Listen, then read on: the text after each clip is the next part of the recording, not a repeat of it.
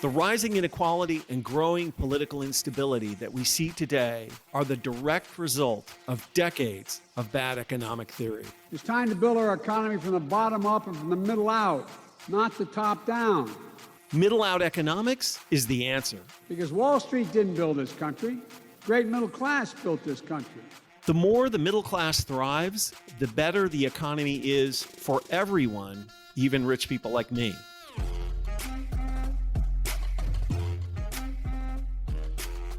This is Pitchfork Economics with Nick Hanauer, a podcast about how to build the economy from the middle out.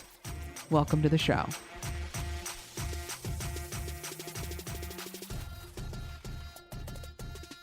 Nick, so you and I experienced the Democratic National Convention in the way that people might expect the two of us would. Me watching it on TV, and you actually being there, what, in a VIP box? Yes, correct. Yeah. In one of the suites that they give you if you give a lot of money away. Yeah, so I've been to a convention before, and I didn't have to give a lot of money away to do it. I was there in 2008, and I actually found that the experience of being at a convention was like a little disappointing because you didn't experience it the way most Americans did, which was watching it on TV. So it was hard for me to get a take, but I'm curious, you being there in person with all that excitement, what's your takeaway, and especially on our main issues? First, let me start by giving a shout out to our colleague, Freddie Doss, who was also there. Right. As a delegate. Yeah, he had to work to get there. Unlike to actually make just a contribution. Bought your way in. Yeah. Exactly. I didn't get to see Freddie, sadly. It was just... it was mayhem there, let me just say. And it was not an easy place to move around very much. But yeah, wow. I'm so glad I did go because what a party it was. And I don't need to remind people how dark things were for Democrats. Was it 5 weeks? For me. For the world, for anybody. Yeah, for anybody who's paying attention to the world. 5 weeks ago, 6 weeks ago, I've lost track of time. Was that the 21st, July 21st, when Biden dropped out? And I'm going to be clear, we love Joe Biden. Yeah. Right? We think the most consequential presidency of our lifetime. Yeah, absolutely. And I want to come back to that. I want to come back to Joe Biden dropping out because I have thoughts about that. But I think that, anyway, it was obviously such a sea change from where we were to today. And the convention was just extraordinary. I mean, it was just an incredibly well orchestrated, well organized, incredibly effective and compelling 4 or 5 days. And I want to say that it was super well organized. Like Goldy, I took the bus. Oh my God. I didn't know that you knew how to take a bus. Yeah, the buses worked great. Was it an Airbus? I mean, I'm confused. No, it worked super well. Getting in and out was really, really great. On the last night, there was a big line at one of the entrances, and we walked around to the other side and got in quite quickly. But it was very well organized. People were great. Everybody was happy. People were super friendly, helpful. It was an extraordinary event in so many ways. But I think that where I'd like to take this conversation is mostly to what made such a great event possible, my strong view, that it was the unity of purpose around two things, right? So usually the Democratic Party is a highly fractured, contentious, cantankerous. Is that the old Will Rogers line, I'm not a member of any organized political party, I'm a Democrat? Exactly. Right. I mean, we can't get out of our own way, generally, in, moving the ball forward. And we're always trying to make, the perfect the enemy of the good. And, we'll fight over tiny differences. And there are two things that made this profoundly different. The first, of course, unifying issue is the need to beat Donald Trump by any means possible. The obvious unifying issue, right, that we all expect. And by any means possible, we don't mean cheating. Yeah. Yeah.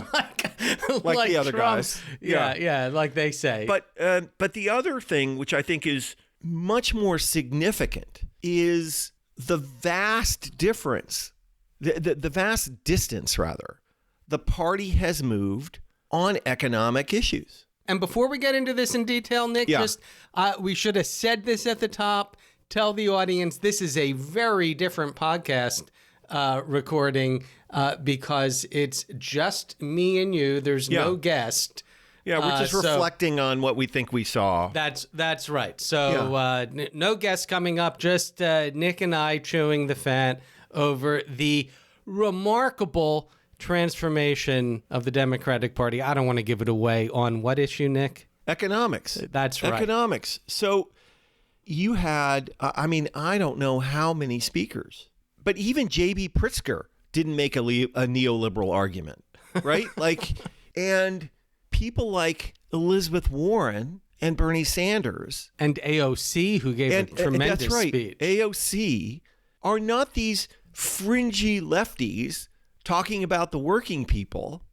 They are the center of gravity in the party, to say nothing of Tim Walz, who could be the best spokesperson for working families the country has seen in a generation, right? I mean, God bless Bernie Sanders and AOC, but Tim Walz's his personal story, his track record, and his ability to articulate these issues, I just think is unmatched, in recent American political history. And obviously, the top of the ticket, Kamala, has come far, as has the rest of the Democratic Party on these issues. Of course, she was always more or less there, and she was Joe Biden's vice president, who's been the best president on these issues for a full generation. But I almost fell out of my chair when Bill Clinton said that we have to build the economy from the bottom up and the middle out.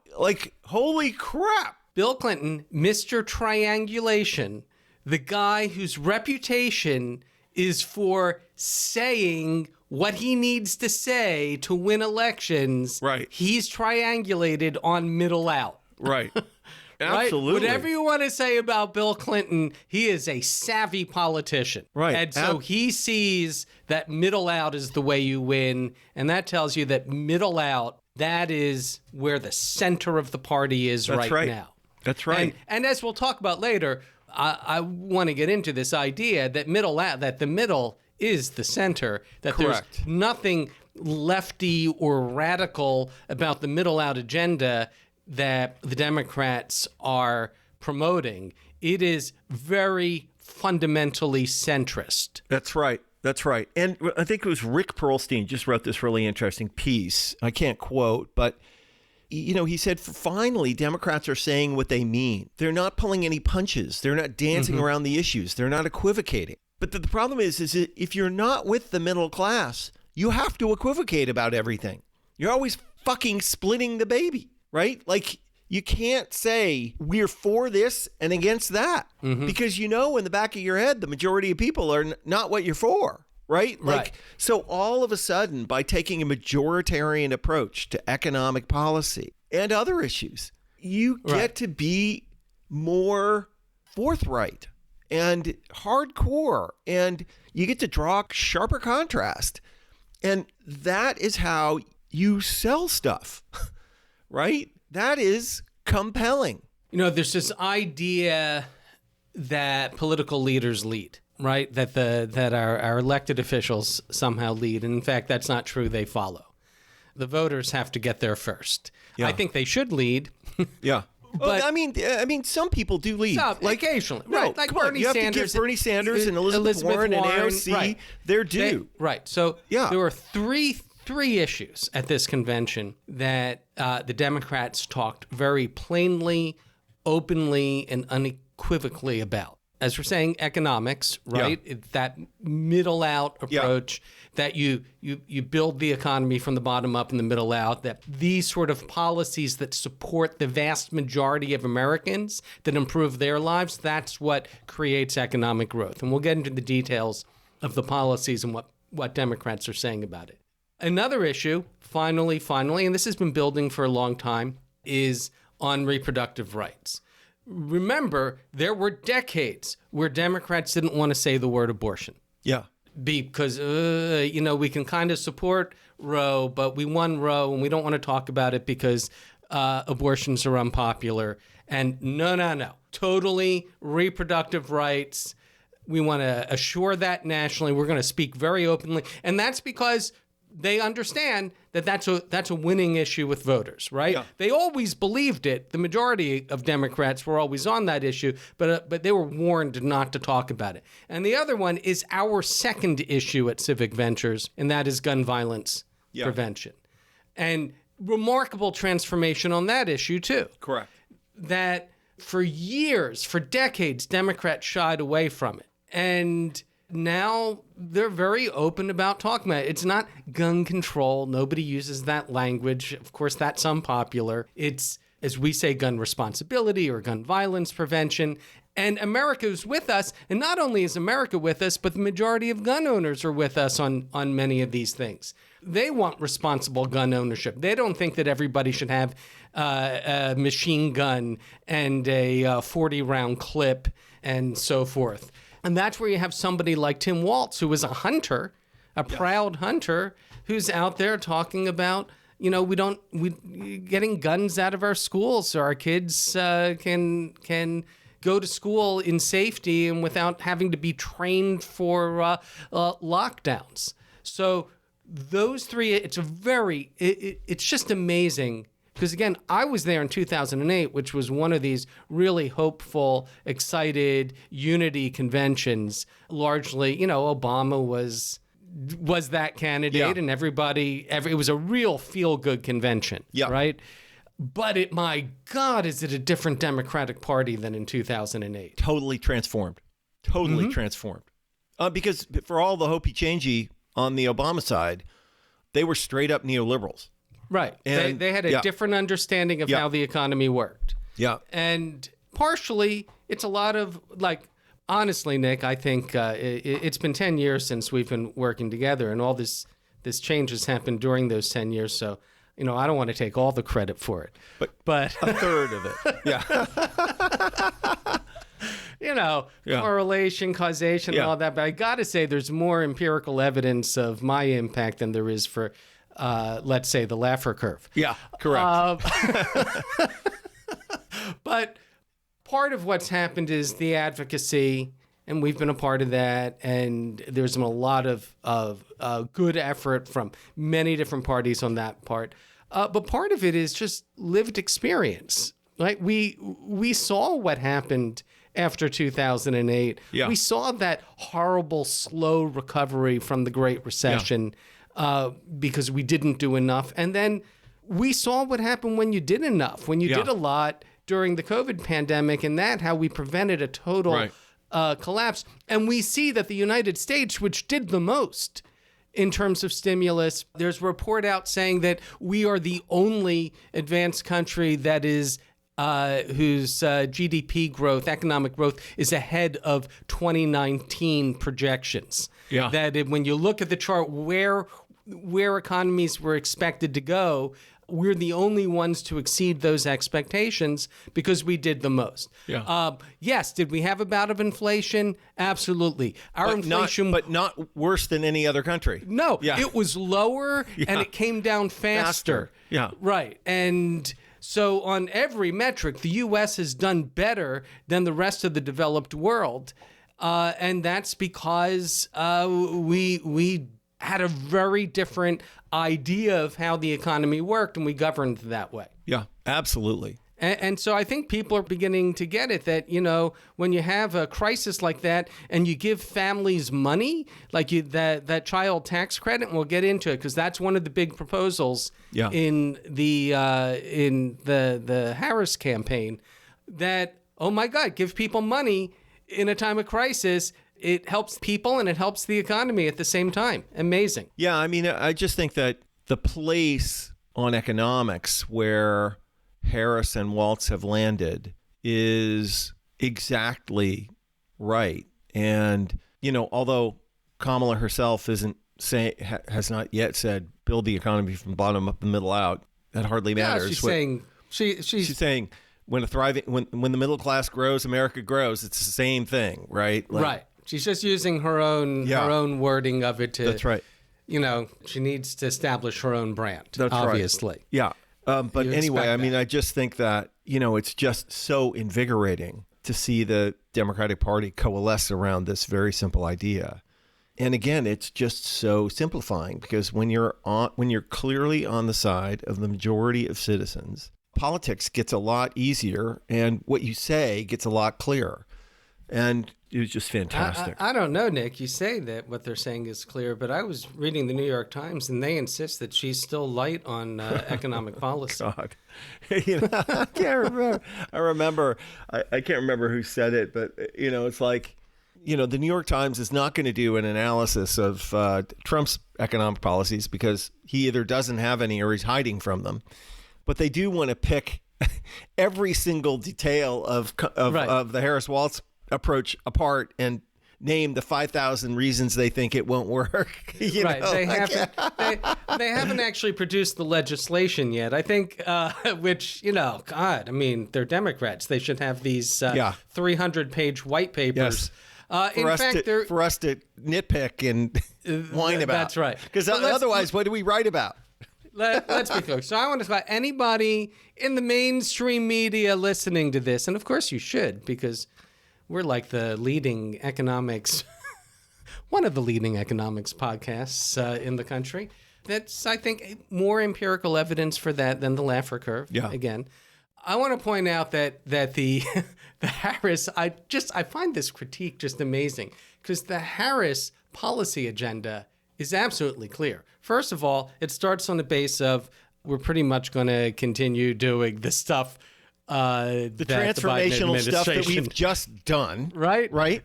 Yes, we did more economic policy in the last 8 presidents combined. Let's start with that.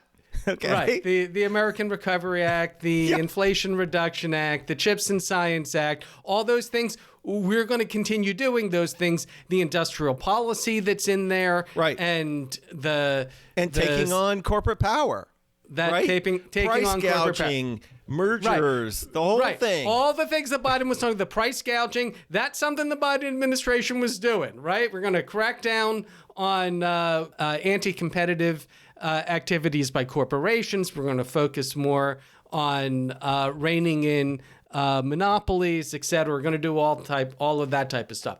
Plus, we're going to do, and this is a big focus of, people use the term care economy. I don't think she used that term in her speech. Yeah. But these are things, by the way, that Biden wanted to do, but couldn't get past Manchin and Sinema, which is we're going to have that, and she's actually going a little further on it, restore the child tax credit. We're going to have affordable child care, funding for child care, et cetera. She wants paid family leave, all these things, the care economy stuff. Again, Biden wanted it. There's limits, couldn't get it through Congress, and she's going to focus on that. And on top of that, she's focusing on housing. She's promising 3 million additional new homes in the U.S. to address the affordable housing crisis. And by the way, Goldy, I don't know how they get there without using our fundamental idea that we've shared broadly, right? Well, but clearly they're focusing on affordable housing, which is something new. So right there, you've got a very detailed agenda. And if you want actual, real legislative details, look to the stuff the Biden administration has already passed and the stuff that they've proposed that they didn't pass, and then add on everything she's saying about what she wants to do. Yeah. That's a lot more detailed than, well, I guess there's a detailed proposal from the Trump administration. It's called Project 2025. Project 2025, but right? They don't want to talk about it. They don't want to talk it. No, he says that's not his plan. I mean, I don't know. Do you take him out? Do you give him credit for having a detailed economic plan, but then accept credulously that he's got no idea what Project 2025 is? Because other than that, all he has is no taxes on tips and tariffs on huge tariffs on all imports and a big tax cut for corporations and billionaires. Yeah, right. I mean, that's the Trump plan, right? Yeah. So it's actually a pretty detailed proposal. The other thing is that there is a coherent economic theory behind what they're doing. That's and right. This is the thing that excites the two of us the most, and that is, we've talked about this before on the podcast and in our various written pieces, that the argument between middle out and trickle down or neoliberalism or whatever you want to, orthodox economics is one of cause and effect. That the standard economic approach is to see the economy as as money, as being the financial system, as being the economy. And it's all about access to capital and what the market does. The main benefit of a market economy is that the market efficiently allocates resources to their best use. Yeah.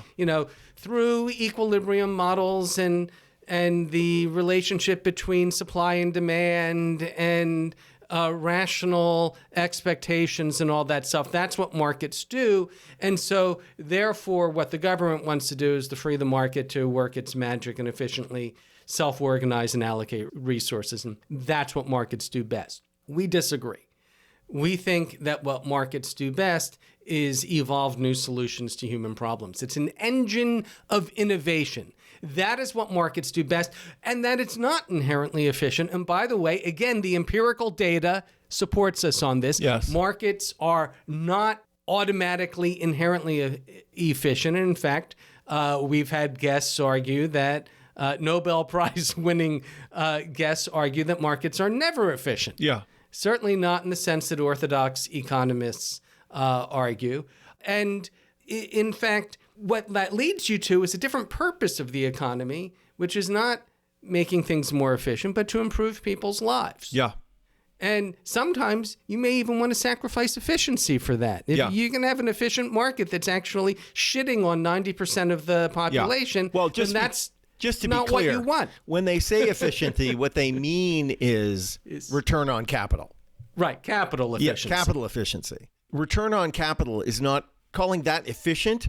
That's nonsense, of course. Right. And so let's be clear. We've talked about this. There's a lot of empirical evidence and lived experience over the past 50 years that we have seen all this rising inequality, just radical rising inequality, an economy that's worked for the top 10%, but mostly for the top 1%, but mostly for the top 0.001% people like you, Nick. It's been really good for billionaires. It's been okay for college-educated professionals. The last 10 years have been good for me. Thank you, Nick. Before that, not so much. But it's not been good for the vast majority of Americans. Yeah. And they know that. They can feel it. They're less secure. They're working harder than their parents did. They fear for their children's future. All that stuff. It's not been good. And we don't have to have an economy like that. And that's one of the arguments about middle out, is that economics is a choice and we can make different choices. And that's why we're free to do things like industrial policy. We can say, you know what, it's in our interest, both economically and for other security reasons, to have a domestic chip manufacturing industry so that China can't fucking cut us off. Yeah. And all of that is the new consensus. It's just really breathtaking. And it's not, as Trump says, Marxist. Yeah. It's not communist to have a little industrial policy. It's not communist to have a child tax credit. Yeah. Which, by the way, I want to get to a very remarkable difference between the two parties. And that is, you have J.D. Vance on one side, who's very, pro-family, he says, right? J.D. Vance on one side, who's very worried about white people. Oh, people not having enough children, but white people, white Christian people, more than anything. And his solution, he's on the record with this, has said, maybe we should penalize people who don't have children. Like tax penalties, like tax them more, penalize them for not having children. Then you have Kamala Harris, who's proposing, what is that, a $6,000 one time when the child is born, and then like $3,000 a year, these tax credits, right, for people who have children. Functionally, they're kind of the same thing, right? Somebody wants to give you tax credits for having children. The other person wants to punish you for not having children. It really speaks Well, you know what they say. You know what they say, Goldy. In the Republican Party, cruelty is the point. That's right. I mean, all he had to do was come out in support of tax credits, and that would have been popular. It has the same, carrots or sticks. We are the carrot party. They are the stick party. If you want to be beaten by sticks, vote for Trump. No, it's really true. But, I want to talk for a minute about Biden, because I've been doing a lot of soul searching on this. Unlike most of our listeners, we, especially me, I'm an insider, right? Like I am in those rooms. I was on the calls with all the big donors freaking out about Biden. And, we do have direct personal relationships in the White House and with the top decision makers. And I have a couple of thoughts. The first is, a bit of a mea culpa, because for those who say that Biden was protected and enabled by a bunch of people, that is at least half true, right? Like, and I have to accept some of the responsibility for that, right? Like, I mean, I met with the man for 20 minutes one-on-one. And you told me it went great. Yeah, it was great. And he is 82, right? Like, it went great for an 82-year-old. To be clear. Okay. Right? Like it didn't go as great as it would have gone if he had been 62.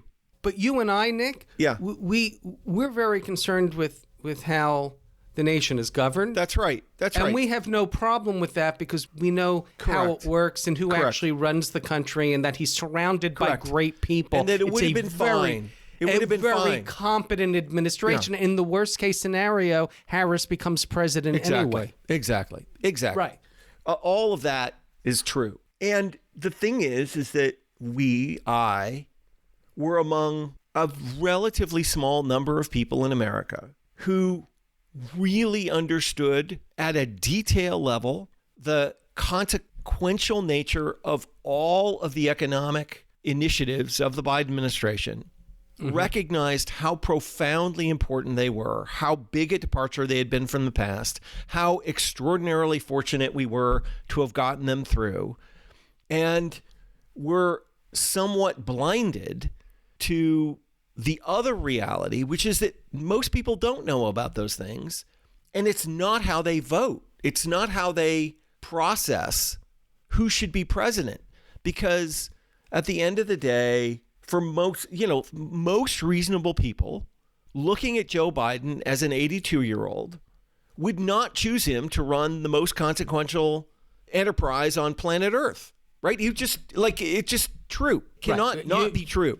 We've watched our parents grow old. Exactly. And we know what happens in your 80s. That's right. And, so... For most people. That's right. And so I, among others, and certainly a big group of insiders, were blind because we cared so much about the policy itself, and because we understand politics as the process of enacting policy, and don't care about the vibes, right? Like, I just don't care about I don't care about the sizzle. All I care about is the steak. But the truth is that most people care a lot about the sizzle.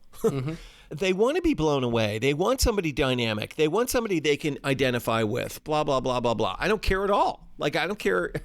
I don't need to have a beer with you. I want somebody who's capable and competent and gets the shit done. But 9 out of 10 people don't think that way. And I was really blind to that. I think a lot of people were blind to that. And obviously, we learned our lesson when the transition is made. There's another thing that I think is really worth raising, and it's a super interesting point to me, which is that in all of the calls I had with so many people of intelligence, substance, experience, many of whom had either all their careers at stake or enormous amounts of money, not one person said, Kamala's got this. Not one person said, trust me, this woman is fucking phenomenal. The concern was not her ability to govern. No. The concern was her ability to connect capabilities with people as a politician. Right. As a retail politician. That's right. And, again, not one person was in the back of the room going, hey, y'all, you're wringing your hands for nothing. Kamala's got this. She's got it. She's phenomenal. So I had one conversation that I thought was illuminating at the convention with a very senior person who I'm not going to name because I don't want to put him on the spot. And he said, look, here's the thing that nobody could see is that for the last 3.5 years, Kamala Harris has been vice president of the United States. And she has been out beyond the cameras where nobody really sees practicing her craft. Grinding. She's been grinding for 3.5 years. And, when the moment came, she was ready. She was more ready than anybody on planet Earth. And we just didn't see it. Anyway, so hats off to her. Like, holy crap. Talk about a person who has risen to the occasion. And I'm so glad my instincts were wrong. Well,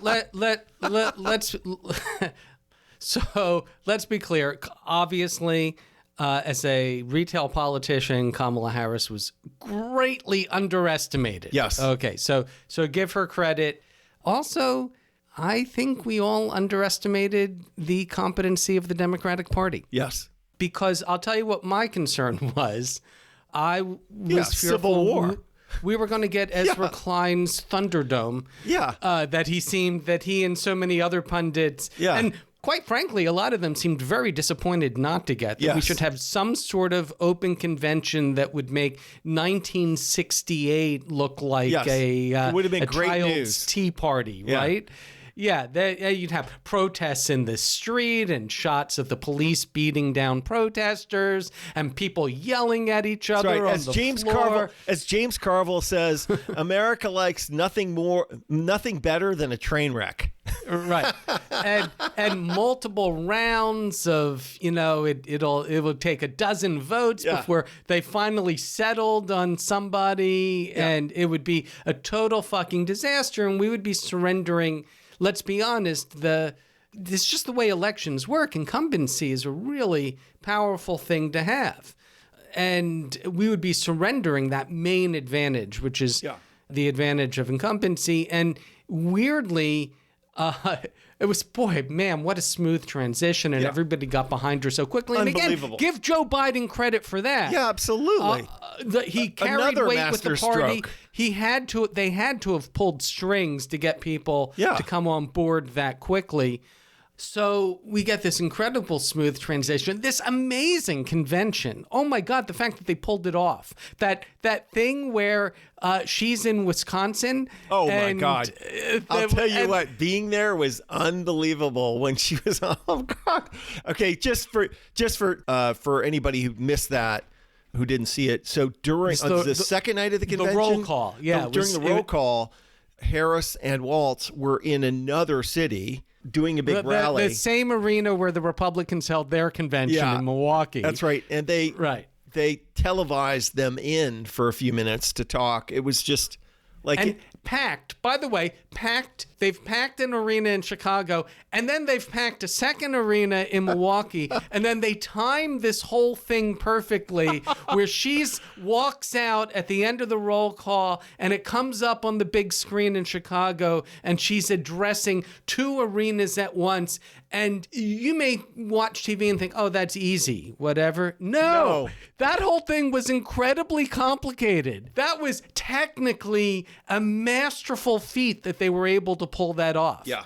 And it just speaks to the competency. One of the things, again, from the pure electoral political side, campaigns do tell you something about the competency of the candidate, because if they run a competent campaign, it's not a perfect one-to-one, but it tends to tell you that they're good at managing things, or they're good at hiring people who manage things, and it bodes well for their administration. Yes. So I got to tell you, you're not a what did you say? It's not the buzz, the steak and the sizzle. The sizzle. Steak and the sizzle.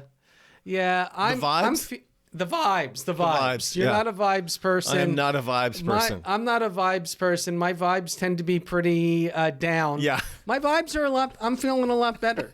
I'm feeling a lot better. That I won't have to flee the country, Yeah. that our economy won't collapse, and that what's really important is that the progress we've made over the past decade, and particularly over the past 3.5 years, that progress will continue. Yes. And because, we're really confident that these are the right policies and that they will 100%. pay off, but they take years to pay off. Yeah. And give it another 4 years, Yeah. and more people will be feeling the payoffs of these investments. That's right. I mean, if Harris and Waltz get reelected, and by some miracle you could save the Senate and take the House, and you saw another layer of these policies enacted. Of course, we'd love to see the minimum wage brought up to $15 or $20 an hour. Right, and she's come out for raising the minimum wage. Yeah, Has not put a number on it. That's right. All those things, you would see GDP increases. Again, I've been saying for a long time that if you let these policies be enacted relatively competently, I think America's GDP growth rates will go back up to where they were in the 60s. I just don't think you can make these kinds of investments in the country and not see those kinds of returns. So I think more importantly, I think you're going to see the benefits of economic growth being more broadly shared. And if we can get to a point where people start to see those benefits and can connect them to the political process, then I think, the democracy is back on track. Then we're back to having disagreements about policy and not about whether we want to continue to have a democracy anymore. And, whether we want to elect tyrants or not. And anyway, I think it's very, very encouraging right now. And, there's a lot to be hopeful about.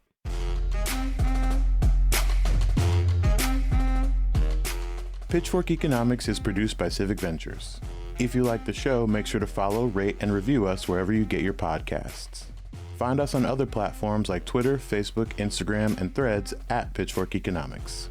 Nick's on Twitter and Facebook as well, at Nick Hanauer. For more content from us, you can subscribe to our weekly newsletter, The Pitch, over on Substack. And for links to everything we just mentioned, plus transcripts and more, visit our website, pitchforkeconomics.com. As always, from our team at Civic Ventures, thanks for listening. See you next week.